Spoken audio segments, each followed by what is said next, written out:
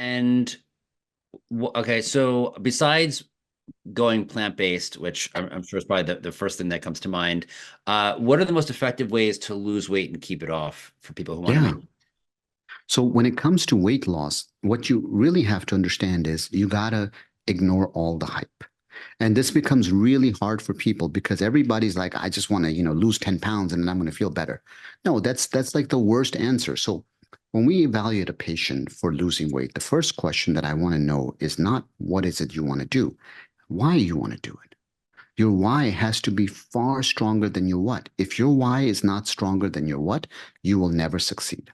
When we look at quitting alcohol, we look at quitting smoking, or we look at quitting drugs, did you know that losing weight is harder than all three of those things? This is fascinating. And yet, we all acknowledge the fact that quitting alcohol is extremely difficult or quitting drugs is extremely difficult. Yet, we always think, no, no, I can lose weight. And so, what happens is people who lose weight and then they put it back on, they damage their metabolism. You may have heard of the study called The Biggest Loser. There was a TV show called The Biggest Loser, and they would put these people on a crazy diet and they would do insane workouts and they would lose all this weight. And then they followed these guys up years later, and what they found was they had all gained the weight back. But more so than that, their resting metabolic rate, which is how much energy we're burning when we're resting, when you and I are sitting here talking right now, all of their resting metabolic rates had gone down. So, in other words, they had permanently slowed their metabolism by doing crash diets. And this is why slow and steady wins the race rather than going rapidly. And even now, people are obsessed on the idea of the latest drugs, which are the GLP-1s. Those are names like brand names like Ozempic or Victoza, Saxenda, Mounjaro, Zepbound, etc. Generic names are names like semaglutide, tirzepatide, etc. What they forget is you can go on them. They will shut down your appetite in the beginning. You can train yourself to overcome that signal, and then the drugs stop working. In fact, after 12 to 18 months, the majority of the people come back and say, look, the drugs don't work. And the reason they don't work is because while they were on it, they were still trying to do their other things. So first is figure out your why. Second is figure out what makes sense to you so that every day when you wake up, the last thing you want to do is have to constantly make decisions about what you want to eat. There's like this little willpower we have every morning when we wake up. And the problem with that willpower is, if you got to take your kids to school and you're frustrated because the kids aren't changing, or whatever it is, you got to go to work and work is stressful, the willpower disappears. And so what happens when the willpower is gone? You will reach for the food that comforts you right away, even knowing that it's bad for you. So the idea is how do you make it so that you don't have to use your willpower on food choices? Prepare your foods ahead of time. Know what you're going to eat for the whole week. As boring as it sounds, the more you can get into habits and the less you can get into what am I going to eat every day, you'll do better. And so the second part of this is making sure that you go into the week prepared. People who, for example, have their meals delivered, if they can afford it, they find that they get better results. It's not because there's anything magical. It's because they've taken the decision out of it. Third thing is if it's in your house, it's in your mouth. You want to lose weight? Don't keep the cookies, the crackers, the chips, all that stuff in the house. Because if it's in the house, your ability to be able to reach for it is very quick. Even if it means you have to go out to the store and buy it, that's an added layer of inconvenience. This is why the advice always is if you want to exercise in the morning, what do you do the night before? You literally put your shoes next to the bed, the clothes you're going to wear next to the bed. So you wake up and all you have to do is put those things on and go work out. Versus if you're trying to eat unhealthy foods, all you got to do is bring the junk food home, put it in the fridge, and say you're not going to eat it. Some of my patients tell me, well, I get it for my kids. But why would you want to give it to your kids if you know it's unhealthy? And you know it's going to set them into a lifetime of issues because you're building really bad habits. Once again, in the house, in your mouth. Fasting is as effective as calorie cutting. So it's not like fasting is going to work better than that. But why do I recommend fasting? Because of the fact that it builds self-control, it builds healthy habits, it aligns your gut bacteria, makes it healthier, reduces the inflammation. All those things are going to pay dividends in the long run. So even though the studies show that cutting calories or fasting gives you the same results, fasting comes out of ahead because it builds habits. Same thing for things like breakfast, lunch, and dinner. Breakfast should be bigger, lunch should be smaller, dinner should be smallest.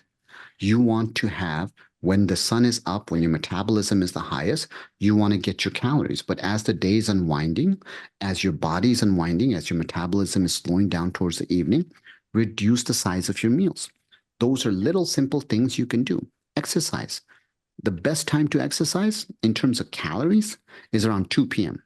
But that's not what we tell our patients. We tell our patients the best time to exercise is first thing in the morning, because what it does is you do something good for yourself. You set yourself up for success. You also create resiliency. You see, exercise, even though it creates a little bit of inflammation at the spot, in the long run, it helps you. And whenever you do something kind for yourself, you show love to yourself by exercising, for example, get all these beautiful endorphins, your mood gets better, you feel better. And the more you feel better, the more likely you are to make better choices in life. So that's why exercise becomes so critical. Sleep is that secret weapon that we keep forgetting. If you don't sleep, you can't lose weight. You got to be able to sleep. And then the most important thing of all of this is you got to surround yourself with good people. Get out of this idea that you have to be right and get into this idea that you have to be kind. Forget about being right. You know, I give these lectures all the time, and I'm always surprised that people are obsessed with one idea or fact, and they forget we're all going to die. We're all going to die. And the only legacy we leave behind is, what did we do to help humanity get a little bit better? Did we criticize everybody, or did we turn around and hold people higher? Did we lift them up from the bottom? And if you focus on those things, they'll help. And if you need medications, you need bariatric surgery, any of that, we can help you. But the foundation is the most important piece to everything. Thank you. Now, you mentioned how the basal metabolism slows down when people lose weight drastically and then they put the weight back on. Does that two questions here. One, people's weight fluctuates 5, 10 pounds and they lose it. It's extremely common for someone to not have an exact weight their whole life, but to kind of fluctuate. Does that damage the metabolism? And to the extent that one's metabolism is slowed down because of the yo-yo dieting, is that something that can be fixed over time? Yeah, the sad news is the more damage you do to your metabolism, the harder it is to go back and reverse it. The only thing that has ever improved metabolism is exercise. That's literally the only thing. There's no magic pill. There's no magic diet. There's no other trick that can help your metabolism. The only thing that helps metabolism is exercise. And specifically in exercise is how much lean body mass or muscle you have. And that's why weight training has to be a part of it. It doesn't matter if you're a 100-year-old woman or you're a 20-year-old man, you still got to lift weights. And once again, we're not trying to become bodybuilders. We're just saying add some resistance training. But resistance training is the only thing that's been shown to help metabolism. Don't buy into the hype of some crazy pill that somebody's peddling that's going to affect your metabolism. They don't. And weight loss medications, by the way, do not affect metabolism. All the weight loss medications on the market, they act on the brain level to suppress appetite, or in the case of GLP-1s, they reduce your appetite and they slow down food from leaving your stomach. That's why one of the rare side effects of some of the new medications is stomach blockage, what we call gastroparesis. And it's something there's lawsuits around. It's on the news, but it's so rare that people forget. When they're concerned about Ozempic and everything, they forget. How does Ozempic work? It slows down food going through your stomach. Well, what is the poor man's Ozempic? It's fiber. Fiber is the poor man's Ozempic.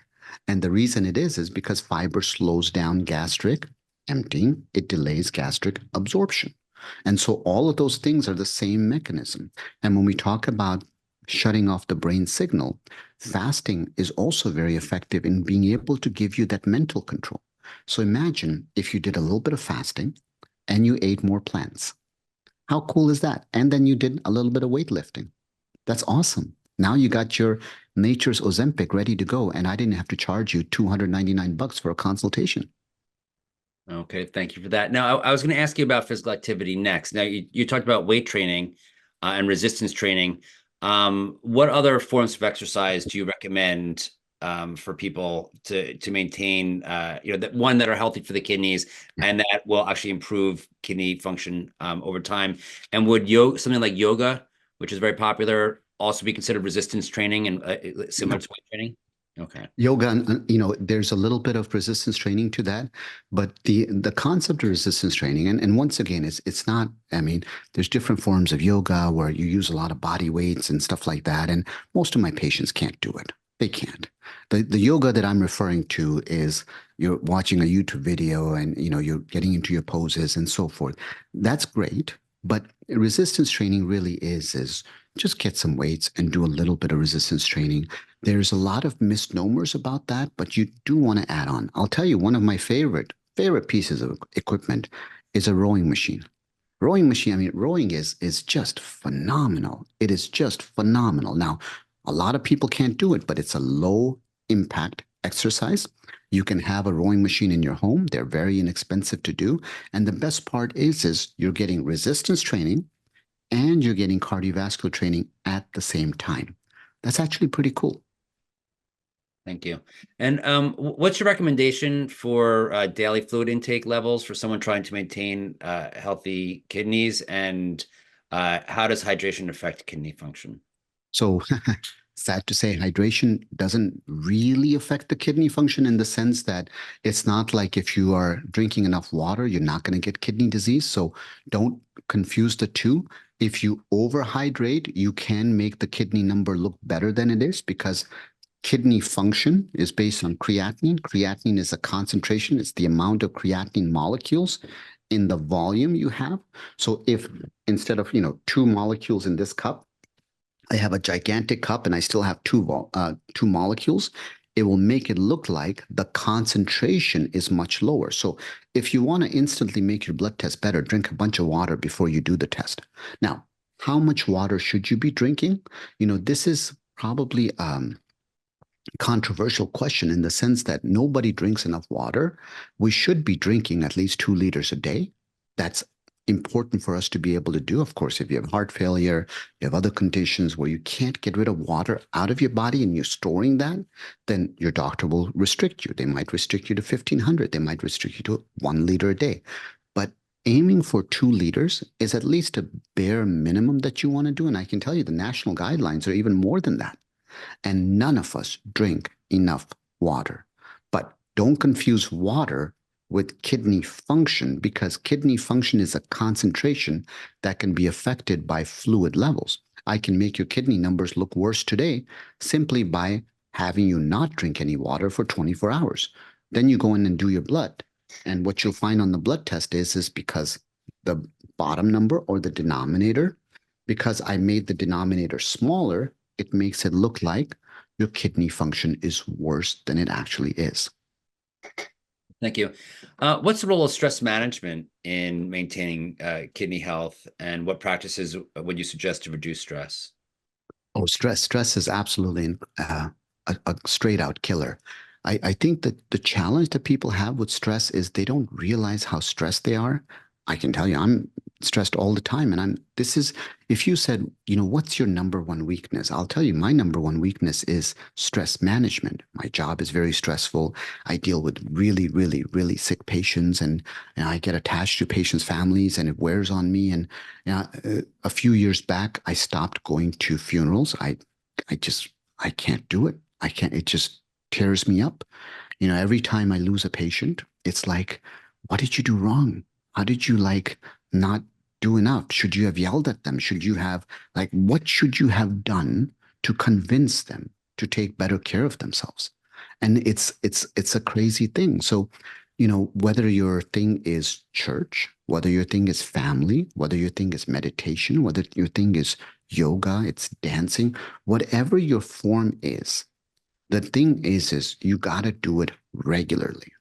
And for me, it's working out with my daughters. I have two daughters, 7 and 11.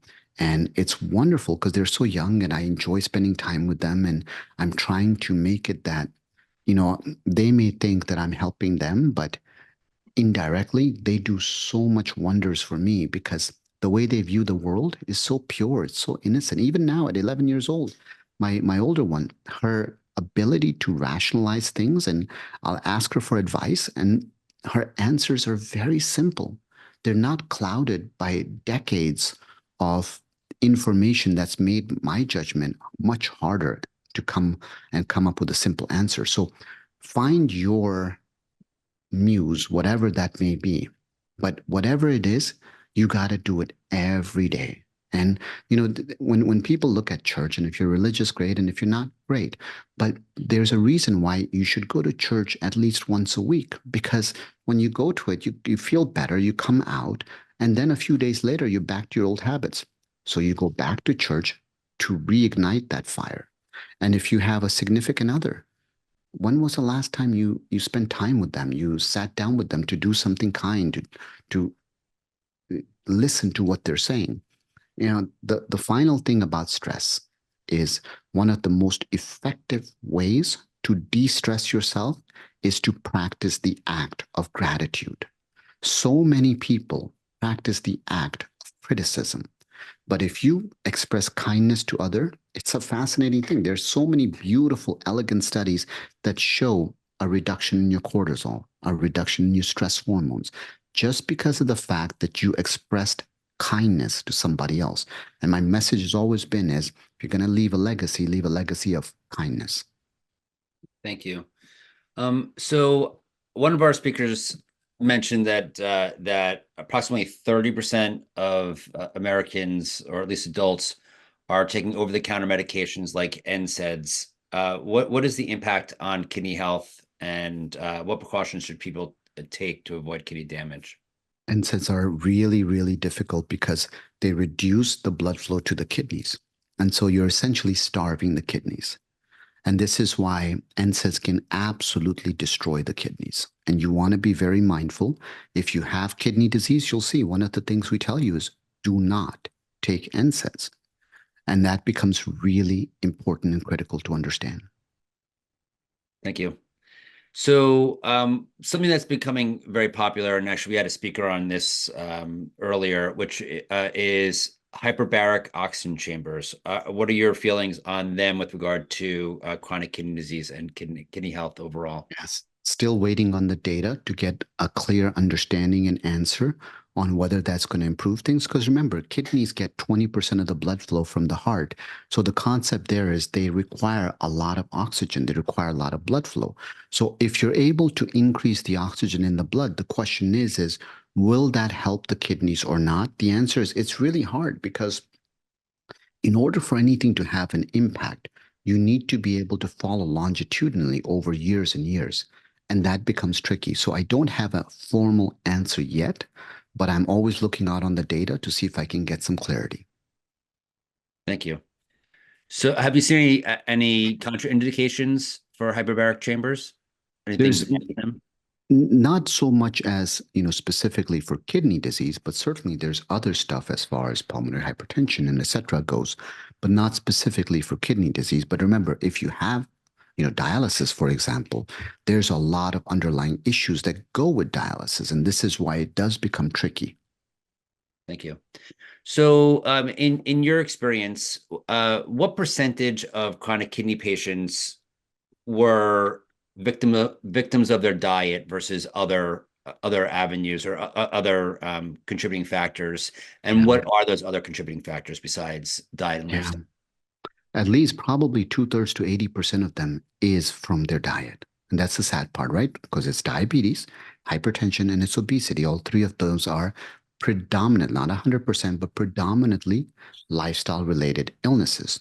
Now, the other stuff are autoimmune condition. They can be lupus nephritis, they can be IgA nephropathy, and all sorts of autoimmune conditions that exist out there. So there are secondary causes, and that's why we need kidney biopsies. There's cancers that can affect the kidneys, and all of those things are far, far, far rarer than when it comes to the lifestyle related. And this is why if you start with lifestyle, and even God forbid, you have cancer or you're going through autoimmune conditions. Lifestyle will still be the bedrock and foundation to help you be better. And with lifestyle changes, even if you didn't necessarily, if it wasn't the cause, would lifestyle changes Yeah, make the treatment more palatable and more absolutely. tolerable? And okay, so what do you or how do you address skepticism towards dietary interventions for kidney disease among your colleagues and your patients? I have to tell you, once again, my colleagues are converts now. This is not like, 23 years ago when I first came into this profession and I was one of the few docs that I knew of talking about nutrition. 2 decades later, there are so many people around me that are talking about this. And, it's not like I get to say, I told you so, but secretly inside, I'm smiling a bit to see how many people ask me questions about diet. And when you look at American Journal of Kidney Disease, AJKD, and you look at all of these journals that are coming out, see Jason and others, there's so many clinical trials that are happening on nutrition in kidney disease. It's a fascinating phenomenon where now plant-based diets are no longer like this isolated thing, but they're part of the mainstream recommendations. They're in the clinical guidelines.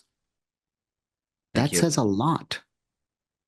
So I want to talk about a little bit about supplementation now. So magnesium, for example, would you recommend supplementation or should that just come straight from the diet? And if so, how much should the average person take?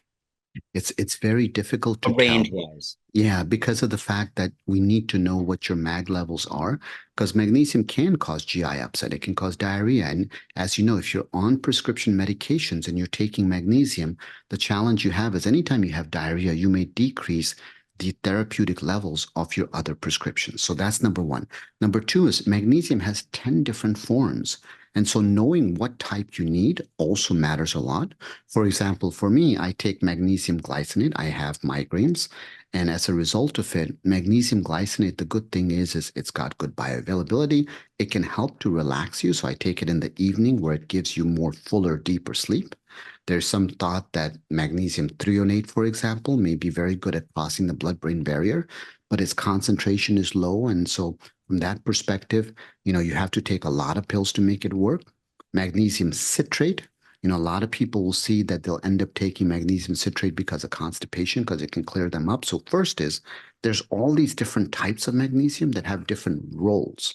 You want to understand that. Number two is, it's very easy to be able to supplement, but the question is, do you need to supplement? Now, a lot of people supplement just because of the fact that they find that it may help. For me, for migraines, we know there's very 10, there's very good data on riboflavin, there's very good data on magnesium in terms of helping, but they don't cure migraines. They can reduce the severity and the frequency of migraines, and you have to understand that. And that's why I use those things. Great, thank you. All right, and let's see here. I have so all right. So will those be the supplements that you would recommend, and vitamin D? So in terms of, for most people out there, vitamin D is a fairly benign supplement. It can be helpful, specifically with vitamin K2, so that the calcium you absorb from the gut, that's going into your bones and not ending up in your tissues. So D3 matters. Other supplements that become important are depending on what your need is magnesium. If you're looking for things like, for example, sleep or something like that, it's not miraculous. It is not going to put you into sleep if you're all anxious about it. But magnesium glycinate, for example, can help you to relax easy. In my case, because of my migraines, I do take it every day. It helps me to calm down. So magnesium becomes another thing that's interesting. You can take omega-3s in terms of what you're looking for. So you can have them plant-based from algae, or you can have them as fish oil, depending on where your beliefs are. But omega-3s can be helpful, and there are plant sources and there's animal sources. But I take omega-3s for that very same reason that I talked about in terms of migraines and helping that portion. So yes, those are like about the extent of what you want to take. Other than that, the other stuff like multivitamins, people talk about multis all the time. There's some very interesting data that says people who take multis live longer. Now, the ultimate question to come back with is, Do they live longer because they take a multi, or do they live longer because they're concerned about living longer? So they take a multi, and they also exercise, sleep, reduce stress. So it's very hard because all they said was, well, these guys took multis and there's a correlation with living longer. So I don't know the answer. And this is the same sort of logical question you got to ask about a lot of people. A lot of people who take supplements, they're also very interested in their health. But if you look at the blue zones, and you say all those people that are living to be over 100 and they're sharp as a button, and you got like women that are 107 years old working in the fields for 8 hours, they're not taking any supplements. And they're not worried about pesticides and all that stuff. And the greatest experiment the world ever did was in Okinawa, Japan. They introduced fast food. And all those people who were living forever are now dying like this. They are no longer technically a blue zone. And fast food did that. And so if you ever wanted to know the power of diet, all you have to look at is the generational shift. You can look at Loma Linda and all these other places, and you'll see the same shift is as people start to shift away from whole foods and all those concepts they did, you're getting rid of all of these. So yes, supplements may help, but don't forget sleep, exercise, love, food. That's probably more powerful than any supplement that I know of so far. Great, thanks. And as people get sicker and are put on medication, how do you balance the need for medication with lifestyle changes in the management of kidney disease or health in general? Please do not forego medications. This is such a crazy thing. I'll give you a classic example. I get patients who don't want to use metformin, and they argue with me till the ends of time because they're like, I don't want a pill. Metformin was first discovered in 1921. It comes from the extract of the French lilac flower. Now, if you wanted to, you can eat a ton of flowers and probably not have the same concentration, or you can take metformin and help insulin resistance. What's fascinating is there are 3 molecules that are being studied right now for longevity, and metformin is one of them. And metformin in animal studies shows that the animals live longer. In diabetics on metformin live longer than diabetics not on metformin. But that may be because you just improved their sugar, and that's why. But specifically in animal models, animals live longer in metformin. So just because there's a medication, it doesn't make it bad. Just because something is natural, it doesn't make it good. Mushrooms are natural. Some of them will kill you. So keep that distinction in mind, is not all good is good and not all bad is bad. And we have to understand there's some very powerful stuff that's come out of Western medicine. There's very powerful stuff that's come out of going back to the basics. It's a mistake to just focus on one or the other. Thank you. So we have about 2 minutes left. So what is the one message that you'd like to leave the audience about preventing and reversing kidney disease? Just, look, at the end of the day, the most important thing is if you follow self, sleep, exercise, love, food, that's it. That's the strongest foundation to start with. Then add on the medications and all the other layers. And there is so much conflicting advice out there, and I try to make it so people understand. Very rarely will you ever find things are black and white. It's all gray.